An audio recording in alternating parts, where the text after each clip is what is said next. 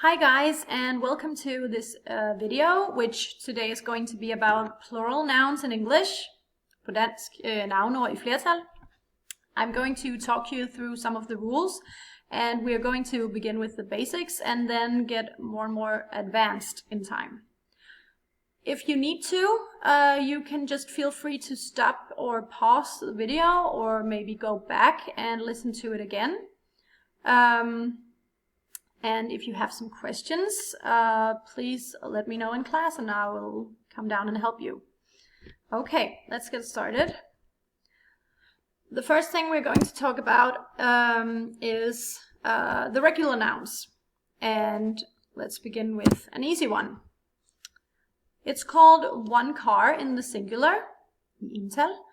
And when we want to make the plural, we just add an S to the word, so it becomes two cars. One car, two cars. I think you might have heard of that before. So let's try it with another one. It's called one girl in the singular, which becomes two girls in the plural. Also here we just add an S to the word girl when we make plural. This one down here is a bit more, it's a bit different. One bus becomes two buses. So as you can see, what we add is an ES to the word bus. And why do we do that? Well, the reason is that the word bus, it already ends with an S. And words ending with either an S or a Z or a CH or an SH, they take ES in the ending. Yes. When we make them into plural form. So maybe you can try finding some more examples of that. I can think of a few, but try to see if you can find some. And let's go to the next slide. Regular nouns part 2 is going to be about nouns ending with a Y. For example, one family in the plural form becomes two families, ending with an IES. Just to take another example of that, we could say one party.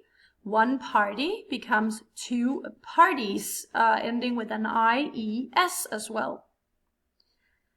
This is one of the rules which is almost always a rule, but there will be some exceptions, as with everything else in grammar. But this is usually how it goes with nouns ending with a Y.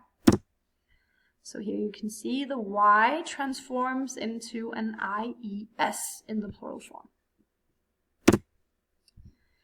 Then we have regular nouns, part 3. Vi er altså stadigvæk ved de regelmæssige navnord. And we're going to talk about the nouns ending with an F or an FE. An example of that could be the word life. It's called one life, and in the plural form becomes two lives, ending with a VES.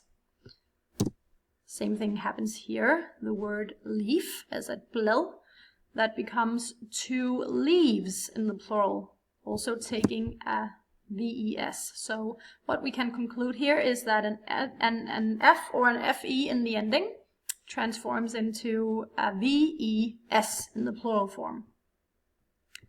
Yeah? Then we have the irregular nouns, and you might think that this one is a bit more difficult, and it is because actually you have to memorize all of these. You can't find any rules to tell you what to do here. You need to just know or remember what happens to these words when you want to make them into plural form. An example of this could be a word like mouse. It's called one mouse in the singular, and that becomes two mice in the plural. It's called one man and two men in the plural. Then it's called one goose, as in goose, and this one becomes two geese in the plural. One person becomes two people. There might be cases where you could talk about two persons, but usually no, you would say two people. And there are are way many more examples of this. You can just go online or go to your dictionary and try to find more if you want to, because these are just some of the examples for this group of words. And the last thing I'm going to tell you about are uncountable nouns, and in Danish called utællelige navnord. And the reason why we call them uncountable nouns is, as the name suggests, that you cannot count them. For example, a word like money. Here we talk about a specific amount of money. You can't say monies, just as in Danish you wouldn't say jeg har 2 penge. That's simply not grammatically possible. You would say I have an amount of money, as en mængde penge. The same goes for this one. You wouldn't say I have a new for you if you want to say jeg har en nyhed til dig. You would just say I have news for you. This is always kind of in the plural. You can't turn it into singular, and it's just this way always. It's just called news always. So that is uncountable as well. We cannot count it. The same goes for the word knowledge. You wouldn't say I have some knowledges. Jeg har nogle videner. Det siger vi heller ikke på dansk, you would say I have achieved some knowledge. Jeg har fået noget viden. So yeah, uncountable as well. And the same goes for this one, advice, as a råd.